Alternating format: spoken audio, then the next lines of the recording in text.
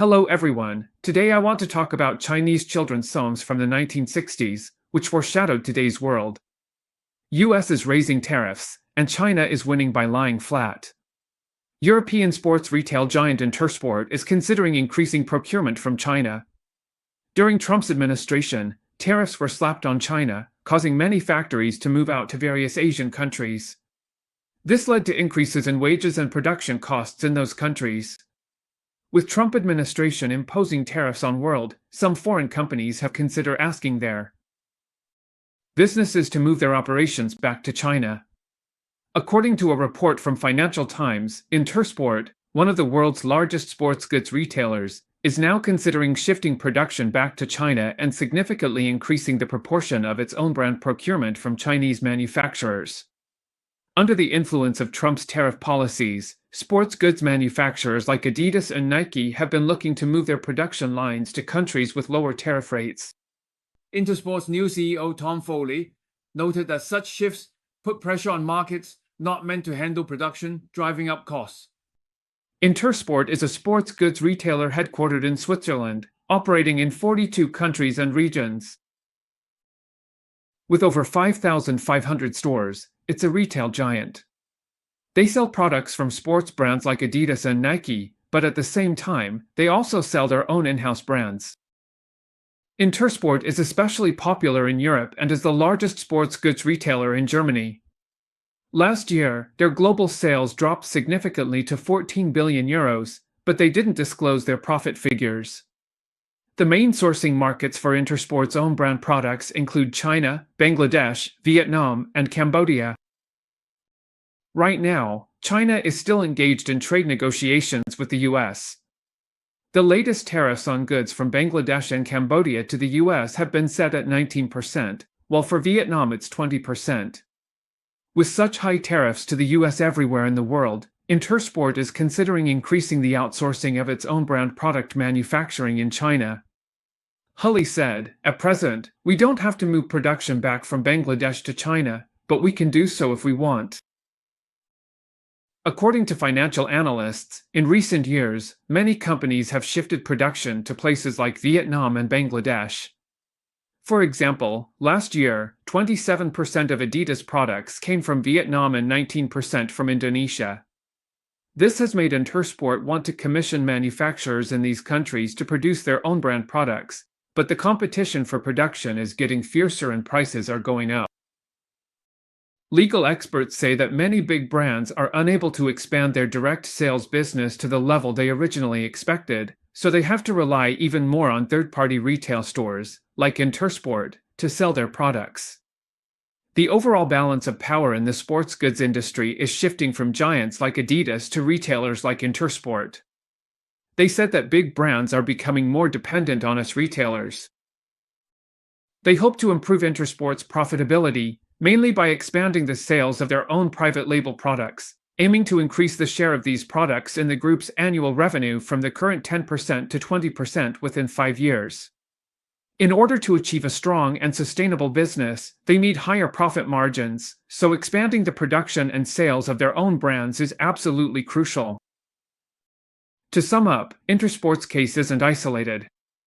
During Trump's last term, heavy tariffs on China caused many factories to move out. However, production costs in places like Vietnam quickly rose, and drastic tariff changes made manufacturers reluctant to invest. Now, these places face insufficient capacity and rising prices. Meanwhile, as the US increases tariffs globally, China's tariff conditions are catching up with other countries. Some foreign companies are reconsidering sourcing from China. Under Accelerated Global Strategy US, it seems China is winning by lying low. Recently, Chinese children's song from 1960s became popular online, with Chinese and English subtitles, causing foreign netizens to join fun. Lyrics this children's song go like this: Americans put on strong face and smile, but hide knife behind their backs. If they see something good, they want it. If they can't get it, they'll take it force. Although children's performances in mainland China during the 1960s were full of socialist overtones, foreign netizens commented, "Chinese people are really far-sighted. Back in the 60s, they already saw through America's true nature. Recently, there have been examples of America seizing things by force. The forceful seizure of Swiss gold. The U.S. has imposed tariffs on imported 1 kilogram gold bars. According to a U.S. ruling dated July 31st, the U.S. Customs and Border Protection stated that 1 kilogram and 100-ounce gold bars should be classified under a customs code that requires them to be subject to tariffs. Previously, the industry expected that this type of gold bar would be exempt from Trump's tariffs, but things didn't turn out as hoped. The world's largest futures market, the U.S. Commodity Exchange, most commonly trades in 1 kilogram gold bars, which are also the main type exported from Switzerland. The main type of gold bars exported is targeted by the U.S., and the current U.S. approach is aimed at Switzerland. Last week, the U.S. announced a 39% tariff on imported products from Switzerland. Trump believes Switzerland's trade surplus with the U.S. last year, at $4.42 billion, is too high. Nowadays, gold is flowing around the world like this, but when gold bars are shipped from London to Switzerland, they are recast in Switzerland into different sizes. The London market uses 400-ounce bars, which are about the size of a brick, while the market prefers 1 kilogram bars, which are about the size of a mobile phone. Switzerland produces 1 kilogram gold bars suitable for the U.S. market, and then ships them to the U.S. In the 12 months up to June, Switzerland exported $61.5 billion worth of gold to the U.S. This is the main reason for the sharp increase in Switzerland's exports to the U.S. Under the new regulations, Switzerland's export of 1 kilogram gold bars to the U.S. is subject to a 39% tariff. This means that for the same amount of gold shipped to the U.S., there would be an extra $24 billion in tariffs. Of course, no one is willing to pay such a high tariff to buy gold. It's as if Trump forcibly moved Switzerland's gold refining industry to the U.S. It's like erasing 19.7% of Switzerland's export value to the U.S. in one go. Pharmaceuticals make up 48.1% of Switzerland's exports to the U.S., and they're already facing a gradual increase to a sky-high 250% tariff. Switzerland is getting hit hard, with Trump grabbing money from them. Second, he's also forcefully targeting India's pharmaceutical industry. India is America's little brother, so the US slap a 50% tariff on them.